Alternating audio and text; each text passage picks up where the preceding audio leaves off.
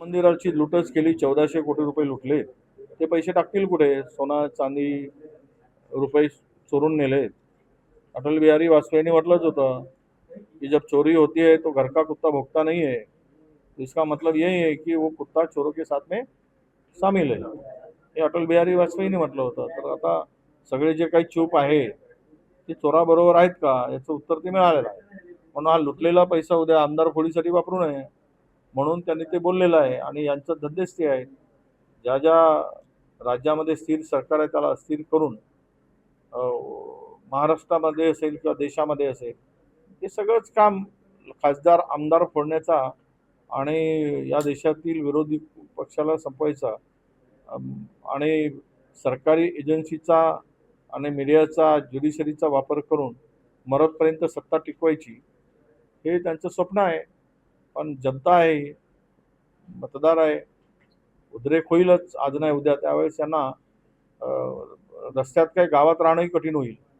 लोक मिळतील भेटतील तिथे यांचा बंदोबस्त करतील इथपर्यंत लोकांची आता मानसिकता तयार होत आहे. ते सोशल मीडियावरून जे आता या सरकारला विरोध होत आहे त्यावरून ते दिसते. विनायक राऊतांनी पण त्यांचं म्हणणं मांडलेलं आहे की सोनेनी त्यांना काय ते ब्लॅकमेल वगैरे केल्याचं. दोनही पक्षांनी आपापली भूमिका मांडली आहे. आता जे काही आहे ते पोलीस चौकशीमध्ये निष्पन्न होईल. पण हे घटना मला अत्यंत गंभीर वाटते. एखाद्या लोकप्रतिनिधीच्या घरातील कुटुंबातील सोनेनी एका मोठ्या उच्चपदस्थ कार्य करणाऱ्या व्यक्तीवर अशा प्रकारचे आरोप होणं हे फार गंभीर आहे आणि पोलिसांनी याची निष्पक्ष चौकशी करून जो दोषी असेल त्याच्यावर कारवाई केली पाहिजे अशीच आमची मागणी आहे. जास्त आहे विदर्भातील शेतकरी यामुळे फार संकटात आहे. अनेक ठिकाणी बियाणे उगवले नाहीत हे सगळ्या मोठ्या प्रमाणात तक्रारी आहेत. साधारणतः आम्ही माहिती घेतली त्यावेळेस 39,000 हेक्टरमध्ये हे बियाणे उगवले नसल्याची माहिती आता प्राथमिक प्राप्त झाली. त्यामुळेच असेंब्लीमध्ये सुद्धा आम्ही हा विषय मांडला. त्यावेळेस सगळ्या बोगस कंपन्यांवर कारवाई करू असं आश्वासन मंत्री महोदयांनी दिलं आहे. आता अधिवेशन फ्रायडेला संपलं, पाहू 2-3 दिवसात काय 4 दिवसात कारवाई होते.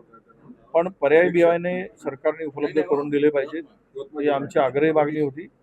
कारण दुबार पेरणीची पाळी आली किंवा संकट आलंच तर सरकारने ती तयारी ठेवावी असं आम्ही सांगितलं. सरकारने आश्वस्त केलं आहे. पण आता हे लबाळाचं जेवण खाल्ल्याशिवाय काही खरं नाही. आमंत्रण ते होतं की नाही ते बघू. अन्यथा आम्हाला बोगस बियाण्यासाठी सरकार विरुद्ध रस्त्यावर उतरून आंदोलन करावं लागेल. विशेषतः हो त्या समितीचा अहवाल अद्याप आला की नाही मला माहीत नाही. पण एक आहे की काही कंपन्यांची नावं घेऊन त्यांना चौकशी करून तात्काळ कारवाई करण्याचं आश्वासन कृषी मंत्र्यांनी मला सभागृहात दिलं आहे. सभागृहाच्या रेकॉर्डवर ते आलेलं आहे. जवळपास 11-12 कंपन्यांची नावं त्यांनी घेतली.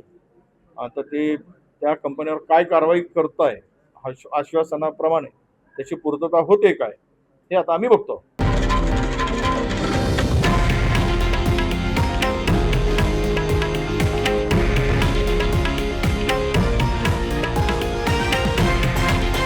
हे आहे देशातील नंबर 1 न्यूज नेटवर्क आणि आपण पाहत आहात TV9 मराठी, एकमेव.